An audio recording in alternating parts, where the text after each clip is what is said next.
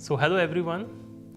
In the last video, we discussed the very powerful tool from the Google to identify various keyword ideas for search engine optimization. And the name of that tool was Google Keyword Planner tool. Now there is another tool from the Google and the name of that tool is Google Trend. Now what is Google Trend? How does Google Trend work? So let us start with that. What is Google Trends? Google Trend is a platform of Google that examines the popularity of search query in the Google search across various regions and languages. Let us see how to work in Google Trends. Search in Google for Google Trends. Visit the site trend.google.com.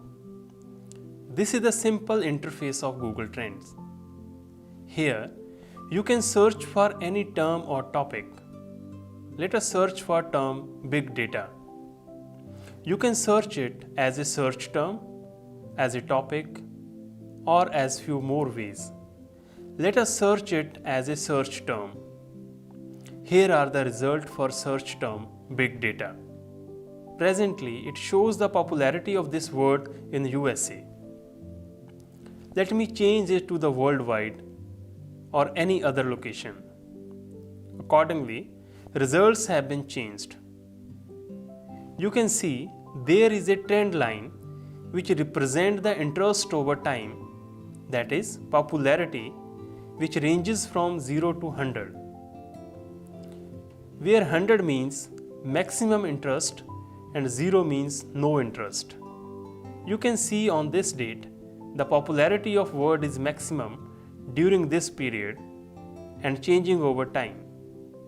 It's very important to understand the term interest over time. In Google Trend, the popularity is measured on the basis of a scale rather than in the absolute terms, like in Google Keyword Planner. According to the Google, the scale represents search interest relative to the highest point on the chart for the given region and time. A value of 100 is peak popularity for the term. A value of 50 means that the term is half as popular. A score of 0 means there was no enough data for this term. Let me explain with the help of an example how popularity score is calculated. Look at this sample data. Suppose average monthly searches on Google worldwide are 10 billion, 10 billion and 11 billion for the month of January, February and March 2019 respectively, and average monthly search for the term big data are 90 million, 80 million and 80 million. The relative popularity of the word big data will be 0.009, 0.008 and 0.007 when calculated in comparison to all searches. Now take the highest relative value to 100 and recalculate the value of remaining period in the scale of 100. These values represent interest over time. Hope you got the idea how these scores are calculated.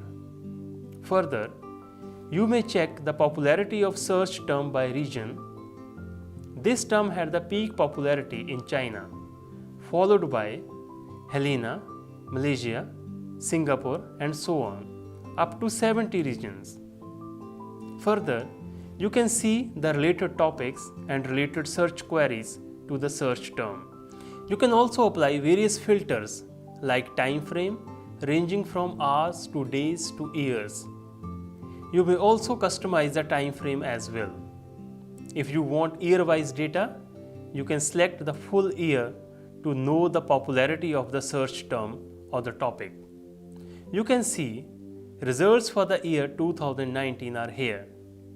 Similarly, popularity can be checked across various categories. This filter is very important. You can see the popularity of search term on various platforms like web search, image search, news search or YouTube search. You can also compare the results of one search with another search term. Let us compare the results of big data with artificial intelligence. You can see the average popularity is same for both of the search term, that is big data and artificial intelligence, over a given time period and location.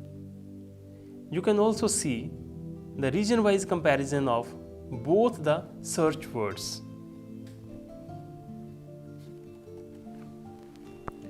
So this was the demonstration how Google Trend works.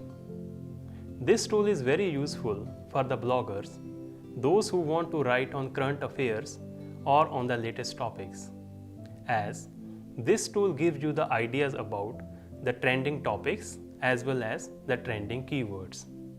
Now, by inserting the keywords in your website or in your post will surely rank your website high in the search result. So I will recommend you to make use of this tool if you are a blogger on the current affairs. So in the next video, we will talk about another tool.